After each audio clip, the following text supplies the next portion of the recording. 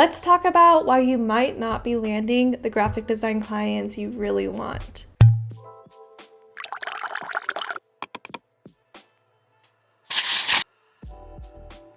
Hello everyone and welcome back to my channel. My name is Megan. If you have not been here before, thank you so much for being here. I have moved my office around once again.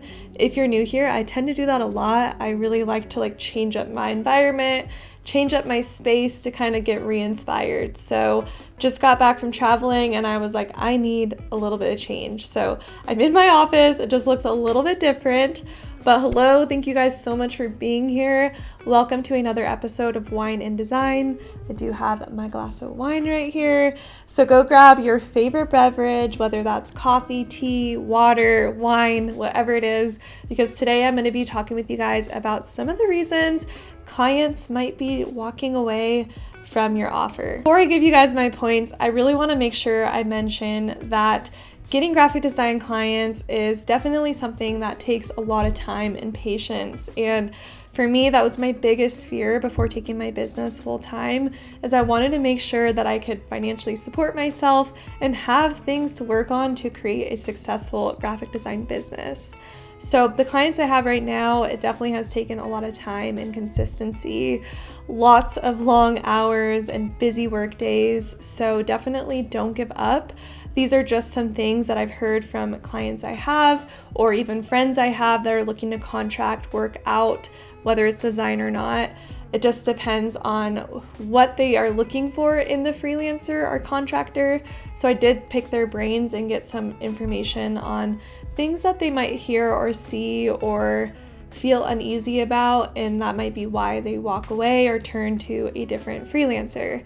So I just want to share this with you today as a little bit of advice and some things that I even have to work on a little bit. So I really hope that you guys get something from this, but I did want to mention that all these things might not prevent people. It's just something to kind of keep in mind that potential clients might be looking at. So let's hop right into it. Okay, the first one is probably one of the most important, and I think that this matters no matter where you're at in your business or who you are or even what it is you're offering. You have to have proof that you've had success in offering this service for past clients or within the niche that you are working in. So it's definitely important to make sure that you have at least one testimonial of a successful story that you helped turn it into success. So definitely make sure that you are getting testimonials from your clients, or if you don't have a client yet, maybe look into helping out a family friend or a family member or something, just so you can have at least a success story and something to show a potential client. I know for myself, when it comes to hiring people out to either develop my websites, maybe edit my videos or whatever it is, I'm always looking for example work or at least a testimonial. So it's definitely important to make sure that you have that and collect those and showcase them as best as you can. And I do feel like as graphic designers, showcasing them nicely and showcasing anything nicely that you're showing your clients is very important, because it all comes down to paying attention to those little details. I've also started to notice that more recently, the testimonials that are the most effective are screenshotting DMs or personal messages on text or email. Things like that just really show the realness behind the testimonial, and it makes it feel a little more natural. So I would definitely try and screenshot as many kind and nice, even if it's a sentence, just make sure to screenshot those and put them in a folder on your computer or on your phone. That way you can show screenshots of testimonials to potential clients, or even just have those on your website as images. They're really powerful at converting, and I do feel that it is a little more successful and powerful lately than just a simple text on the website testimonial. So definitely try and collect some of those as well. Second reason a client might turn away from working with you is communication issues. So the reason I named it this one is I feel like there's a lot of things within this point. Communication is key with anything and everything in relationships and work and everything in your life. Communication is so important. So it's really important to have a good first impression when communicating with potential clients. So first thing to keep in mind is having a professional email address. I cannot tell you guys how many times I receive emails from people interested in working with me, or maybe that want to collaborate on something together, but the email address alone can have me second guessing it. So definitely make sure that you have a business email address. That just gives you a little more professionalism, and it secures your emails, that the client will feel comfortable reading it and understanding that it's actually coming from you. Unfortunately, there's so many scammers and hackers and lots of fake people online, so it's really important to have that email address front and center and very clear that it is you behind the business. I personally did invest in the Google email because I felt that it worked best for my business, and I felt like it was the easiest to manage, and I also like the fact that I can have more than one email address. It does cost a little more, but it really does help to organize by having like hello@MeganMeeksDesignCo or support@MeganMeeksDesignCo. Having those different inboxes can really help mentally organize everything as well. Besides the email address, it's also important to make sure that you are timely with your responses. I've actually had this happen in the past. I'm definitely not perfect. I have a life, I have things going on, and I have had times where I don't respond right away, and they actually are speaking to other designers at the same time, and they go with the designer that responds quicker. So definitely make sure that if you really want to work with that client, you are responding as quickly as possible, or even have a responder on there just to have them know that it actually got through to them, or that the email actually was sent.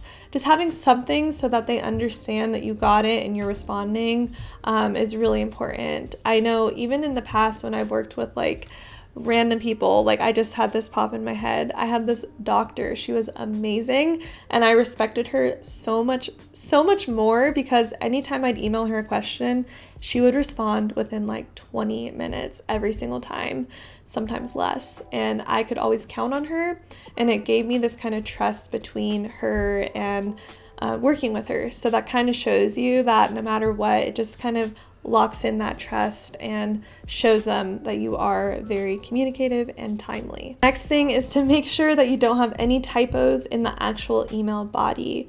I have had emails come through my inbox and I instantly delete it if I can tell that it was rushed, or if there's typos, or if there's just obvious misspellings and it just looks like a lot of time wasn't put into it.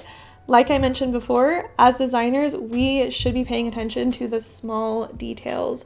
Those small details are what makes up a really beautiful brand. So it also makes up a really successful business as well, making sure you're paying attention to little things. I am not a good speller, really. I kind of am, but I like to rush responding sometimes. So once you have that relationship locked down, it's okay to kind of have a more personable email.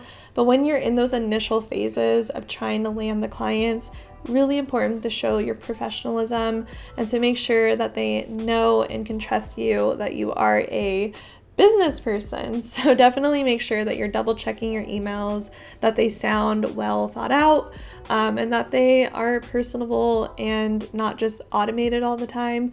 I do like to have some automated canned emails in my Dubsado, but it doesn't always work for the first initial phase of getting to know the client, understanding them, and kind of locking in that relationship. So definitely make sure that your emails, your email address, all of that looks professional, and that will help you so much. Third reason clients might be walking away is because you have no photos of yourself anywhere on your website, on your Instagram, on any social profile. Not having photos of yourself can kind of not personalize your brand. And this is more so for freelancers, not so much agencies, although I do think it's important no matter if you're an agency or freelancer. It's kind of important to have that personality behind the brand, because you're only going to want to work with someone or trust someone to do a service with you if you know who they are. So definitely important to have some sort of profile image on the about page or on the actual Instagram profile picture. Having your face behind it can really help have those clients know, like, and trust you. So definitely make sure that if you are struggling finding clients, that you do have an image of yourself somewhere. And trust me, I understand. I know that some people don't like pictures or don't like to have their face everywhere, and that's totally fine. I'm not saying you need to like be front and center of your brand all the time, but I do feel that when clients are wanting to invest in a service, they are going to be really looking into who you are as a person, why they should work with you. And part of that is just having some sort of personality behind that brand. So definitely make sure that you have some sort of image somewhere. And I do think that can really help. That also kind of goes back to my point with the email address. Definitely important to show that you're a real person. It's crazy nowadays. We can have AI, we can have like robots literally right next to us. So definitely important to make sure that you're showing that you are human. That's the word I was looking for, humanizing your brand. So definitely make sure that you have some sort of human behind it, because that's really, really going to help the client understand who it is, who you are. Yeah. I was telling my boyfriend the other day that I feel like Leo, my cat, and showing like me at home with Leo, things like that have actually helped me land clients. So I do have to give a little shout out to my black cat, Leo.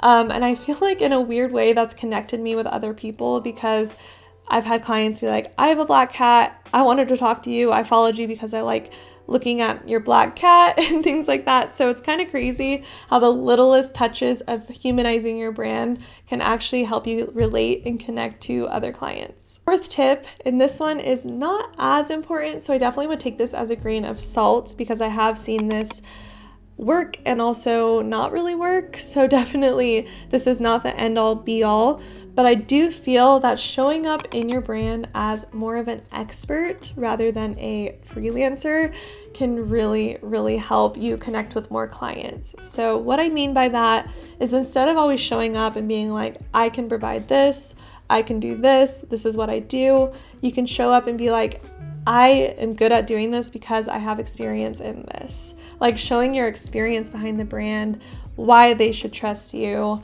You're basically just showing your credentials and why it is that you are able to do what you do. So showing up as that expert, showing behind the scenes of how you actually create brands or create websites, or how you've been able to change your business and things like that, can actually have clients respect you a little more and be like, wow, I want to work with her because I'm seeing how much she understands design on a different level.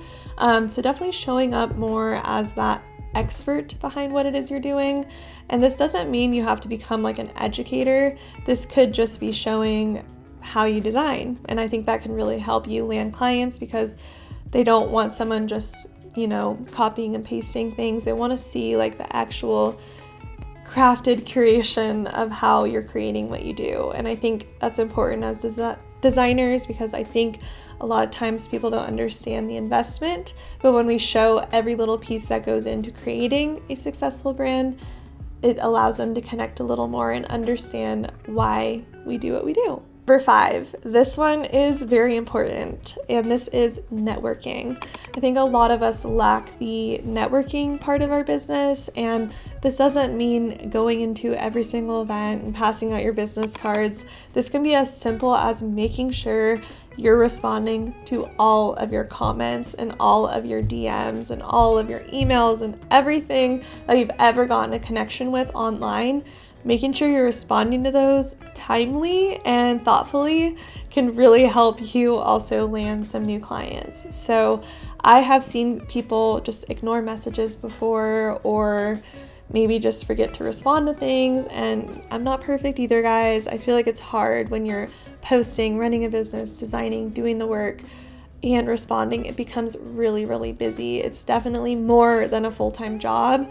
But if you are in that place in your business where you feel like you're not landing clients, just check in with yourself there and make sure that you're actually responding to people who maybe showed interest, or maybe that were asking questions that would turn into a client. So making sure that you're just responding to everyone and doing the best you can with that. Don't want to put a whole lot of pressure on you guys, because I know how stressful it can be, but paying attention to that can really help. And just cherish every single connection you do have online, because when you picture those people in front of you, like actually caring about what it is you're doing, it adds up to a lot of people, even if it doesn't seem like the number is very big in front of you. each connection matters. So make sure you're responding thoughtfully and actually responding to them. So definitely make sure you're doing that as well. Okay, my sixth reason why you might not be landing some clients is because your portfolio might be confusing. Now, this is things I've heard from clients of mine or friends of mine that have looked at hiring someone. And if your portfolio is confusing, or if they're not sure what it is you're offering, most of the time they're gonna walk away or go find someone else that's offering a very simple package. So I've definitely seen this before with other designers where you go onto their website, and it's okay if you're not niching within an industry, but niching in some sort of service type, or maybe you're an expert in package design or an expert in social media design, or whatever your expertise is, if it's not clear right off the bat, it can be really confusing on what it is you're trying to offer or sell. So definitely make sure that you have that clear mission statement and that your portfolio is very clear with who it is you're trying to target. I was so scared to niche down. I decided to niche down to wellness professionals a while back. Probably for the last 2 years now, I have been specifically working with wellness professionals, and I was terrified. So I can definitely resonate with you if you feel a little scared to take that leap into kind of niching yourself to a specific section of services. But I promise you, you're still going to get people reaching out to you without being in that industry, or maybe not within that service type. If they really want to work with you and they don't have that industry, they're still going to reach out to you. That was my biggest fear, was like, if someone is outside of my niche, but I still would love to work with, I was so afraid that they would not reach out to me. But trust me, that will still happen. If they really want to work with you, they're going to reach out. So definitely remove that fear. But it does really, really help to kind of have a simplified offer on your website, on your Instagram, on whatever it is that you're selling on. Having that simplified offer and just a very niche down like portfolio can really help clients understand what it is they're going to get from working with you and what they can expect to get when working with you. So definitely make sure to simplify everything. I love minimal, simple offers and portfolios, and I think a lot of clients do like that as well. So definitely kind of check in with yourself there and make sure that your website is really clear and to the point. Maybe have like a friend or a family member, or reach out to me or another designer online and ask for an honest opinion on if it's confusing or not. So definitely make sure to simplify it. My seventh tip on why you might not be getting clients, and this is things I've actually heard from clients, is timelines. So timelines are tricky because I feel like this is my weakness, to be honest. I ended up taking on a lot of work and a lot of clients, sometimes too close together or sometimes overlapping, and it just becomes very, very stressful. So this is definitely a personal thing that you're going to have to check in with yourself and be like, what can I really handle? How quickly can I turn this around for them and still be proud of it? And how quickly can I work? So this is a very personal one that you have to like think about to yourself. But I have heard clients in the past walk away from things because, one, it either takes way too long, or two, that client or that designer just did not have availability. So unfortunately, that can happen if your availability is just not fitting within their timeline. It's okay to say no and continue working on the ones that you have in front of you, but that can potentially be why a client might not work with you. But also, if your project just takes a really long time, which is totally okay. So this is why I say it's a personal one, but that could also be a reason why potentially the client might not want to wait around. But also that can be really telling for the type of client they are. If they aren't willing to wait around, they might not understand the little details that go into it. So that can actually be a blessing that it doesn't work out. But it's just something to keep in mind. And maybe that can be one of the questions you ask on your inquiry form. Inquiry form is if they are interested in a quick turnaround project, or how quickly are they wanting this. Asking questions like that can really help answer a lot of questions right off the bat. and kind of address those on those initial discovery calls. So yeah, that's definitely an important one, but definitely a personal one as well, because you want to make sure that you are not overcommitting and stressing yourself out and just overwhelming yourself. So make sure that you are double checking your timelines, and that before you get on your discovery call, that you know when it is you can start. That way you can give them the exact dates and be really confident about it, and explain to them how the time leading up to the project can be used to prepare and even pay off the whole package price. So there's ways around it, but really understanding your timeline and being confident with it can help clients trust you as well. Okay guys, I saved one of the best ones for last, and this is pricing. So pricing is such a tricky topic. I get asked a lot what I charge for my packages. I personally like to have a minimum and a maximum price for my packages, and I like to kind of listen to the client, what it is they need, the turnaround time, things like that, and that is how I custom create my rates. But I do have that kind of minimum and maximum, so I'm not super overwhelmed trying to come up with a price. But if a price is too low or if a price is too high, clients could potentially walk away. So I never like to tell you exactly what to charge, because this is another personal one to have to kind of decide and figure out.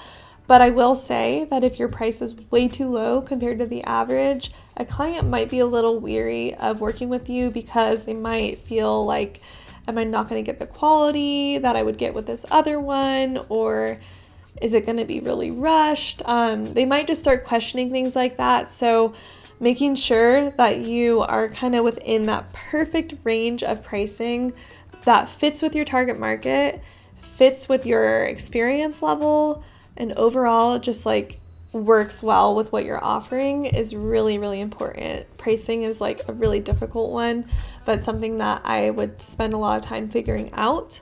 I did create a price estimator, which seemed to be a really popular tool that you guys seem to really like. It's not going to give you it will give you an exact number, but I will just say to take that with a grain of salt as well, and make sure that you're considering every single piece of the pie that makes up what it is you're offering. But that price estimator does kind of help figure out a general range of pricing. So definitely go check that out if you want a good starting point. But yeah, it's really important to make sure that you're not charging too low and you're not charging ridiculously high. That can really all depend on the target market. Like I said, can depend on a lot of different things. So make sure that your pricing is figured out and that you know exactly what to charge and that your target market can actually afford that. All right, you guys, those are all my tips on why you might not be landing your clients or why they might not be converting to actual clients. So I really hope that kind of helps you. Definitely helped me when I started to kind of ask people or look around and think to myself, why did I hire this person or why didn't I hire this person? It kind of helps you understand how you should be showing up to as a service provider and as a freelancer or graphic designer or whatever it is you're offering. This can really work for all types of business owners. So it's really important to kind of check in with yourself, make sure you're showing up professional, make sure that you have everything that you need on there for the client to know, like, and trust you. And sometimes it just takes a little bit of tweaking within your services or within the way you're communicating that can really help you land some more clients. So I really hope that was helpful and that you learned a little something from this. If it was helpful, I would appreciate it if you guys gave it a thumbs up. Subscribe to my channel if you want to see more videos about graphic design or just random day in the life videos, which are my favorite thing to create and put out for you guys. But thank you guys so much for watching. I'm so hungry. You guys probably heard my stomach growling in this microphone right now. So I'm gonna go make some dinner. But thank you guys so much for watching, and I will see you in my next video.